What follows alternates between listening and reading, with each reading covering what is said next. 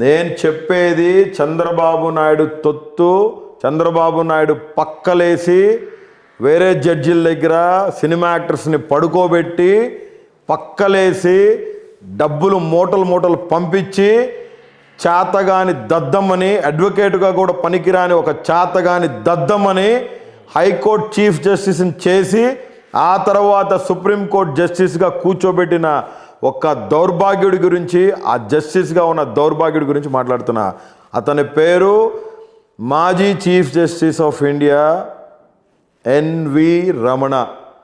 In my side I'm Borugadda Anil Kumar. Signature స్టూడియోస్లో నేను మాట్లాడుతుంది సిగ్నేచర్ స్టూడియోస్ ఎండితో. కొద్దిగా క్లుప్తంగా చెప్తారా? చెప్తాను.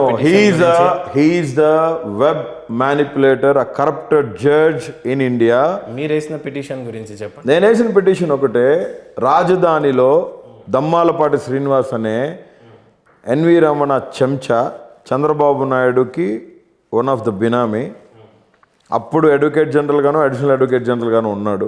ఒక చీఫ్ జస్టిస్ అయిన వ్యక్తి ముందు ఒక 16 సంవత్సరాలు 14 సంవత్సరాలు కింద కోర్టులో జడ్జిగా చేస్తారు. కృష్ణా జిల్లాలో పొన్నవరం అనే గ్రామంలో చిన్న పూరి గుడిసెలో పుట్టిన ఎన్వి రమణ వాళ్ళ ఫాదరు కూలి పని చేసుకొని పొలాల కలుపు కూలికి వెళ్ళే ఒక పేద రైతుకు పుట్టిన ఎన్వి రమణ ఎన్టీ రామారావు దగ్గర ఒక యూత్లో తిరుగుతూ ఉండేవాడు, డ్రైవర్గా పనిచేసేవాడు, సూట్ కేసులు అటు ఇటు మార్చడం అవన్నీ ఆయనకు తెలుసు బాగా. అయితే 1982లో 83లో ఏఏజీగా అపాయింట్ అయ్యాడు. అప్పటి నుంచి చూసుకుంటాం అతని కెరీర్ స్టార్ట్ అయింది. అప్పుడే ఎన్టీ రామారావు గారి భిక్షతో అతని కెరీర్ స్టార్ట్ అయింది. అప్పటి నుంచి ₹1,00,000 నెలకేసుకోండి, యావరేజ్ మొత్తం మీద ₹1,00,000 అప్పటి నుంచి వేసుకోండి. ఆల్మోస్ట్ ఆల్ 12 కోట్లు దాటదు. మన చీఫ్ జస్టిస్గా రిటైర్ అయిన అప్పటికి 12 కోట్లు దాటదు. ఇవాళ ఒక 4 నుంచి 5 వేల కోట్ల ప్రాపర్టీస్ని ఆయన ఎలా సంపాదించుకున్నారు?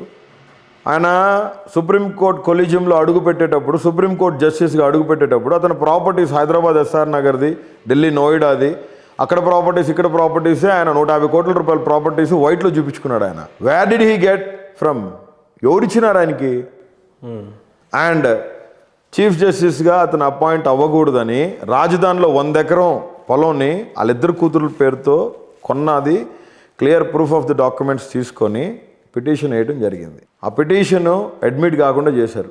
అడ్మిట్ చేసాం, హియరింగ్కి తీసుకున్నాం. హియరింగ్కి వచ్చిన తర్వాత అతని అపాయింట్మెంట్ని ఎస్జే బోబ్డే 3 నెలల ముందే అనౌన్స్ చేయాల్సి ఉంది. లాస్ట్ మినిట్ వరకు అనౌన్స్ చేయలేదండి. Only because of my petition ఆపేశారు. కొన్ని అనివార్య కారణాల వల్ల. ఆయన అనుకోవచ్చు ఆంధ్రప్రదేశ్ నుంచి తెలుగోడు వెళ్ళాడు, చాలా వేశారు టీవీలో, గర్వకారణం, తెలుగుకే గర్వకారణం, దీని మీద పిటిషన్ వేయించారు. బోరుగడ్డ అనిల్ కుమార్ అనేవాడు పిటిషన్ వేశాడు. అది ఇది తూచితాచని మాట్లాడినారు. నేను ఒకటే మీడియాని అడ్రస్ చేసింది. He is a web manipulator. He is a corrupted judge. He is a man of Chandrababu Naidu. He is a binami to Chandrababu Naidu. Only because of him, Chandrababu Naidu is surviving. Only because of Chandrababu Naidu, he is becoming a Chief Justice of India. This will not happen in Indian democracy. This will not happen in India. జరగకూడదు, ఈ దౌర్భాగ్యం మాకొద్దు అని చెప్పి ఆ దరిద్రుడి మీద petition వేయడం జరిగింది. అతను అడ్డం పెట్టుకొని చంద్రబాబు నాయుడు జగన్మోహన్ రెడ్డి గారిని చాలా అంటే చాలా ఇబ్బంది పెట్టాలనే ఒక పెద్ద ఎత్తుని వేయటంతో మేము కూడా ఇట్లాంటి కరప్టెడ్ జడ్జిని ఇండియాకి చీఫ్ జస్టిస్గా ఊహించుకోలేక ముందుకు పోవడం జరిగింది. సరే, ఇప్పుడు మీ పార్టీ కార్యాలయాన్ని తగలబెట్టినప్పుడు అందరు ఊహాగానాలు ఏమైనా ఉండొచ్చు, కానీ మీ సహచారిగా ఉన్న మీ భార్య ఏమని చెప్పింది? Nothing, she felt happy. తనేమందో చెప్పనా? Anil, this is a very good sign. ఇలా జరిగితే చాలా మంచి రైజింగ్ ఉంటుంది అనిల్, గో అహెడ్.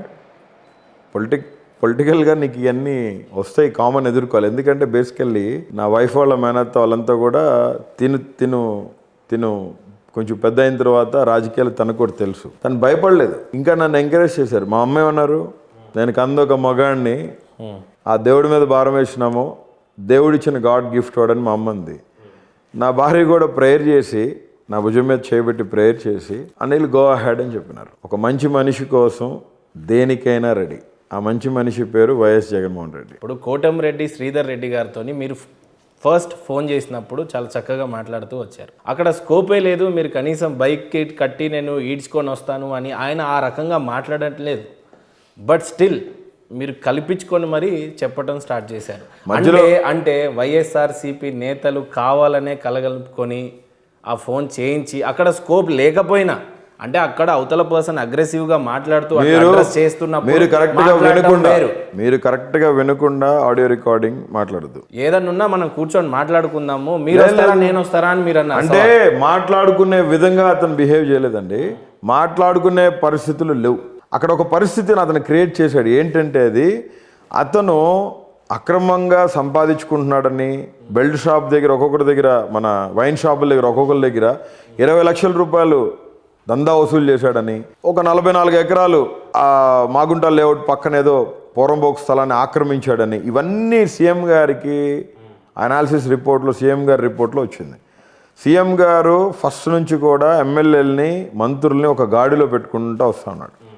ఎప్పటికప్పుడు రిపోర్ట్స్ తీసుకుంటాం, ఇంటెలిజెన్స్ రిపోర్ట్స్ తీసుకుంటాం, మినిస్టర్లు యాడికి పోతున్నారు, ఎమ్మెల్యేలు ఏం చేస్తున్నారు అంటే. ఇవాళ మంత్రులందరూ కానీ ఎమ్మెల్యేలందరూ కానీ అంటే ఇప్పుడు దాకా లేని ఒక క్రొత్తదనాన్ని నేర్చుకొని చాలా గర్వంగా ఫీల్ అవుతున్నారు. ఇతని దగ్గర మేము పనిచేస్తాం, చాలా గర్వంగా ఫీల్ అవుతున్నాం అని. బొత్స సత్యనారాయణ లాంటి సీనియర్ లీడర్స్ కూడా అసలు నిజంగా ప్రజలకి ఇలా చేయొచ్చా అని మీడియా ముందుకు వచ్చి మాట్లాడిన సందర్భాలు ఉన్నాయి. బ్యూరోక్రాట్ సురేష్ అన్న, ఆదిమూలపు సురేష్ అన్న, బ్యూరోక్రసీలో, ఇండియన్ అడ్మినిస్ట్రేటివ్ సర్వీసెస్లో, ఇండియన్ రెవెన్యూ సర్వీసెస్లో చాలా చూసి వచ్చినాము. అసలు ఇలా చేయడం అనేది నా భూతో నా భవిష్యత్తు అని మాట్లాడిన పరిస్థితులు ఉన్నాయి. మరి ఇట్లాంటి పరిస్థితుల్లో నీలాంటి సహచరులైన ఎమ్మెల్యేలు అందరూ కూడా జగన్మోహన్ రెడ్డి గారు ఇచ్చే పథకాలకు ఇంప్రెస్ అయితే గడప గడపకు తిరగమంటే నాకు ఆరోగ్యం బాగలేదు, ఏం నీ సెకండ్ సెటప్ కాడికి పోయి పడుకునేదానికి నీకు ఆరోగ్యం బాగుంటుందా? నీ సెకండ్ సెటప్ అయినా నీ థర్డ్ సెటప్లో అయినా సెటప్ల దగ్గరికి వెళ్ళి ఆరోగ్యం బాగుంటుంది. మెడ్రాస్ 5 స్టార్ హోటల్లో పడుకొని మోడల్స్తో ఒళ్ళొత్తించుకొని మసాజులు చేయించుకొని అన్ని పిసికించుకోవడానికి నీకు ఆరోగ్యం బాగుంటుంది. నువ్వు యాడికి పడితే ఆడికి పోయి, నువ్వు ట్రిప్పులకు పోయి నీ ఇష్టమైన అమ్మాయిలతో ఎంజాయ్ చేసేదానికి నీకు బాగుంటుంది. ఆడి తమ్ముడే ఆడికి పక్కలేసేది, గిరిధర్ రెడ్డి ఆడికి సెటప్లు చేసేది. Is a very big womaniser. 1986-87లో బీజేపీ నుంచి వెంకయ్య నాయుడు కాలుతో ఎగ్గిరి తంతే బయటకు వచ్చి పడ్డాడు. ఎందుకు పడ్డాడు? విఆర్సీ స్కూల్లో పనిచేస్తున్న ఒక టీచర్ని అమ్మాయిని రేప్ చేసి గందరగోళం సృష్టిస్తే అప్పట్లో చాలా పెద్ద ఇష్యూ అయితే బీజేపీ నుంచి తోసేసినారు. నేను అసలు వీడి చరిత్ర ఏంటని బయట లాగా, నేను తెలియని విషయాలు బయటకు లాగాము.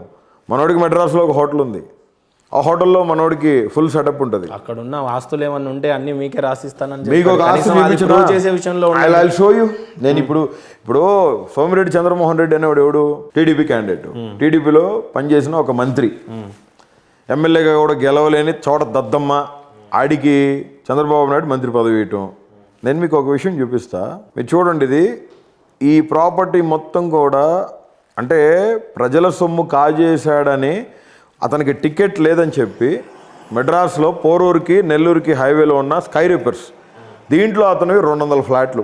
సోమిరెడ్డి చంద్రమోహన్ రెడ్డిది మేజర్ షేర్ దీంట్లో. నా దగ్గర ఉన్నాయి, నేను పట్టుకుని I have my channels. Rural ఏరియాస్లో ఉన్న ప్రతి 29 వైన్ షాపుల్లో ఒక్కొక్క వైన్ షాప్కి గొంతు పట్టుకొని వాళ్ళు ఉగ్గుపాలు పిండి ఒక్కొక్కరి దగ్గర 20 లక్షల రూపాయలు డబ్బులు తీసుకుంటూ జరిగింది. సాదాసీదాగా కనిపించే అనిల్ గారికి ఇంత నెట్వర్క్ ఫామ్ చేసుకోవాల్సిన అవసరం కదా. ఇప్పుడు మీకు తెలిసిందేదో మీరు మాట్లాడతారు, బట్ గ్రౌండ్ రియాలిటీ అనేది చాలా డిఫరెంట్గా ఉంటుంది. అది అందరికీ తెలియదు. ఆ గ్రౌండ్ రియాలిటీ అనేది నిజమైన నాయకుడే గుర్తు చేయగలడు.